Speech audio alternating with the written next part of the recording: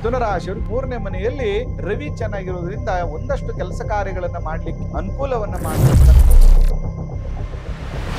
ಕುಜ 4ನೇ ಮನೆ 5ನೇ ಮನೆಯಲ್ಲಿ ಸಂಚಾರ ಮಾಡ್ತಾ ಇರೋದ್ರಿಂದ ಶತ್ರು ಭಯಗಳು ಜಾಸ್ತಿ ಆಗ್ತದೆ. ಗುರು ಲಗ್ನದಲ್ಲಿ ಸಂಚಾರ ಮಾಡ್ತಾ ಇದ್ದಾನೆ. ದುಃಖ, ದೈಹಿಕ ಪೀಡೆ, ಅನಾರೋಗ್ಯ,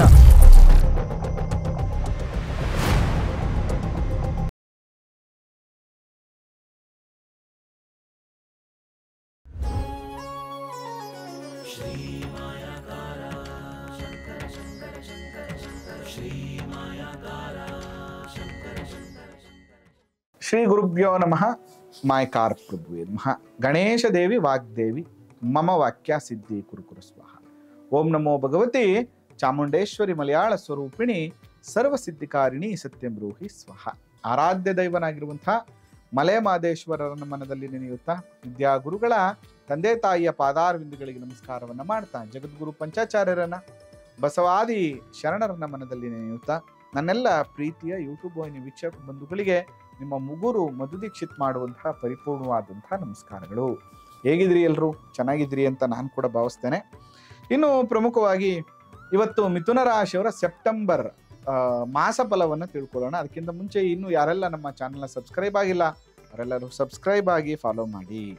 ನೋಡಿ, ರವಿ ಮಿಥುನ ರಾಶಿಯವ್ರಿಗೆ 3ನೇ ಮನೆಯಲ್ಲಿ ಸಂಚಾರ ಮಾಡ್ತಾ ಇದ್ದಾನೆ. 3ನೇ ಮನೆ ಧೈರ್ಯ, ಸ್ಪೋರ್ಟ್ಶಿಪ್ಪು ಮತ್ತು ಎಲ್ಲವನ್ನ ಮುನ್ನುಗ್ಗಿ ಮಾಡುವಂತಹ ಯೋಗವನ್ನ ಕೊಡುವಂಥದ್ದು. ಅಂದ್ರೆ 3ನೇ ಮನೆಯಲ್ಲಿ ರವಿ ಚೆನ್ನಾಗಿರೋದ್ರಿಂದ ಒಂದಷ್ಟು ಕೆಲಸ ಕಾರ್ಯಗಳನ್ನ ಮಾಡ್ಲಿಕ್ಕೆ, ಮುನ್ನುಗ್ಗಿ ಮಾಡ್ಲಿಕ್ಕೆ ಅನುಕೂಲವನ್ನ ಮಾಡಿಕೊಡ್ತಾನೆ. ಹೊಸ ಚಿಂತನೆಯನ್ನ, ಚೈತನ್ಯವನ್ನ ನಿಮ್ಗೆ ಕೊಡ್ತಾನೆ. ಇನ್ನು ಕುಜ ಚೆನ್ನಾಗಿಲ್ಲ, ಈ ತಿಂಗಳು ಪೂರ್ತಿ ನಿಮಗೆ ಅಷ್ಟೊಂದು ಪಾಸಿಟಿವ್ ಇಲ್ಲ. 4ನೇ ಮನೆ ಮತ್ತು 5ನೇ ಮನೆಯಲ್ಲಿ ಸಂಚಾರ ಮಾಡ್ತಾ ಇದ್ದಾನೆ.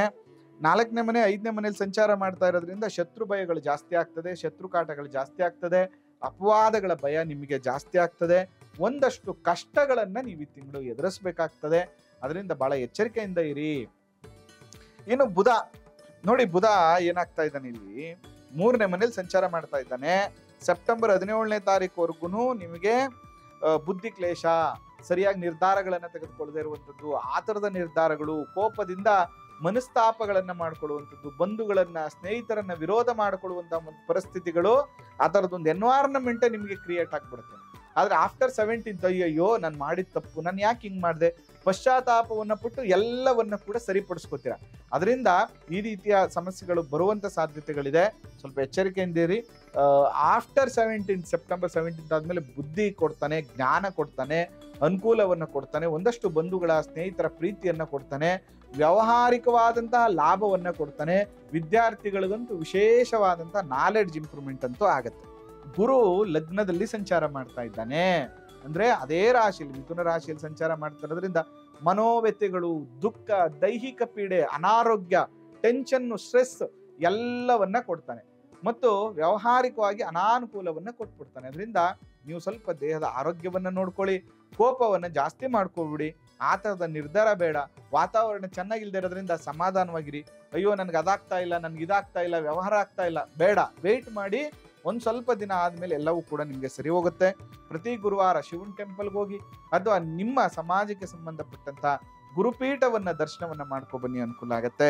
ಇನ್ನು ಶುಕ್ರ ಇದನ್ನಲ್ಲ, ಶುಕ್ರ ಇಸ್ ವೆರಿ ಗುಡ್. ನಿಮ್ಗೆ 2ನೇ ಮನೆಯಲ್ಲಿ ಸಂಚಾರ ಮಾಡ್ತಾ ಇರೋದ್ರಿಂದ 2ನೇ ಮನೆ ಧನಸ್ಥಾನ.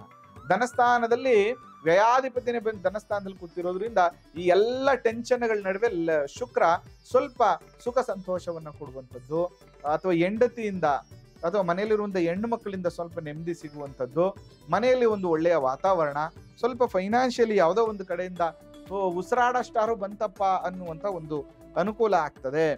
ಆದ್ರೆ ಇಲ್ಲೇನಾಗಿದೆ, ಶನಿ 10ನೇ ಮನೆಯಲ್ಲಿ ಸಂಚಾರ ಮಾಡ್ತಾ ಇರೋದ್ರಿಂದ ಅಷ್ಟಮಾಧಿಪತಿಯೂ ಆದ ಮತ್ತು ಭಾಗ್ಯಾಧಿಪತಿಯೂ ಆದ.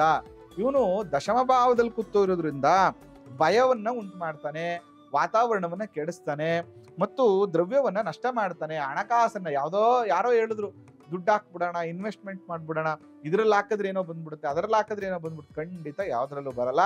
ಎಲ್ಲದರಲ್ಲೂ ಕೂಡ ನಷ್ಟವನ್ನ ಮಾಡ್ತಾನೆ. ಬಹಳ ಎಚ್ಚರಿಕೆಯಿಂದ ಇರಬೇಕು. ನೀವು ಮಾಡಬೇಕಾಗಿರುವಂಥದ್ದು ಪ್ರತಿ ಶನಿವಾರ ದಿನ ಸ್ವಾಮಿಯ ಅನುಗ್ರಹವನ್ನ ಪಡ್ಕೊಳ್ಳಿ, ಸ್ವಾಮಿಯ ಸೇವೆಯನ್ನ ಮಾಡಿ, ಶನೇಶ್ವರ ಸ್ವಾಮಿಯ ದರ್ಶನವನ್ನ ಮಾಡಿ. ಇನ್ನು ರಾಹು ಕಾರ್ಯ ನಷ್ಟವನ್ನ ಮಾಡ್ತಾನೆ. ಯಾಕಂದ್ರೆ 9ನೇ ಮನೆಯಲ್ಲಿ ಸಂಚಾರ ಮಾಡ್ತಾ ಇದ್ದಾನೆ.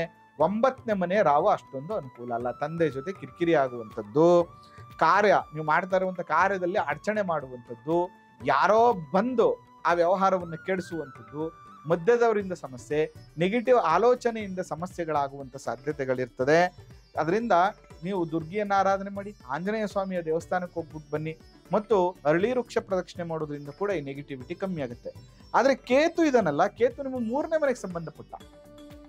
ಈ 3ನೇ ಮನೆ ಕೇತು ಏನ್ ಮಾಡ್ತಾ ಇದ್ದಾನೆ ಗೊತ್ತಾ? ಹಣಕಾಸು ವ್ಯವಹಾರ ಲಾಭ ಅಲ್ಲಿ ತೊಂದರೆ ಕೊಡ್ತಾ ಇದ್ದಾನ, ತಗಪ್ಪ ಇಲ್ಲೊಂಚೂರು ಏನೋ ಜಾಸ್ತಿ ಬರ್ಬೇಕಾಗಿರೋ ಕಡೆ ಏನೋ ಅಡಚಣೆಗಳಾದ್ರೆ ಮತ್ತೆ ಇನ್ನೊಬ್ಬ ಯಾರೋ ಬಂದು ಸಹಾಯ ಮಾಡಿ, ಹೋಗ್ಲಿ ಬಿಡೋಣ ಅವ್ನು ಹಂಗೆ ಮಾಡ್ಬಿಟ್ಟ, ತಗೋ ಇಷ್ಟು ಅನ್ನುವಂಥ ರೀತಿಯಲ್ಲಿ ಕೊಡುವಂಥದ್ದು. ಒಂದಷ್ಟು ಕೆಲಸ ಕಾರ್ಯಗಳಲ್ಲಿ ಅನುಕೂಲವನ್ನ ಕೇತು ಮಾಡ್ತಾನೆ. ಅದರಿಂದ ಇದಿಷ್ಟು ಕೂಡ ಎಲ್ಲ ಗ್ರಹಗಳು ನಿಮಗೆ ಫಲಾಫಲಗಳನ್ನ ಕೊಡ್ತಾ ಇರುವಂಥದ್ದು. ಯಾವೆಲ್ಲ ಗ್ರಹಗಳು ಯಾವ ವಿಚಾರದಲ್ಲಿ ಅನುಕೂಲವನ್ನ ಕೊಡ್ತಾ ಇದ್ದಾರೋ ಅದ್ರಲ್ಲಿ ಹೆಚ್ಚು ತೊಡಗಿಸ್ಕೊಳ್ಳಿ. ಯಾವ ಗ್ರಹ ಯಾವ ವಿಚಾರದಲ್ಲಿ ಡಿಸ್ಟರ್ಬ್ ಮಾಡ್ತಾ ಇದ್ದಾರೋ ಆ ವಿಚಾರದಲ್ಲಿ ಸ್ವಲ್ಪ ಸಮಾಧಾನವಾಗಿರಿ ಅಂತ ಹೇಳ್ತಾ, ಇನ್ನು ಜ್ಯೋತಿಷ ವಾಸ್ತು ಸಲಹೆ ಬೇಕು ಅಂದ್ರೆ ನೇರವಾಗಿ ಭೇಟಿ ಮಾಡಿ ಅಂತ ಹೇಳ್ತಾ ಈ ಸಂಚಿಕೆನ ಮುಗಿಸ್ತಾ ಇದ್ದಾನೆ. ಆ ಮಲೆ ಮಹದೇಶ್ವರರ ಅನುಗ್ರಹ ಸದಾ ನಿಮ್ಮ ಮೇಲಿರಲಿ. ನಮಸ್ಕಾರ.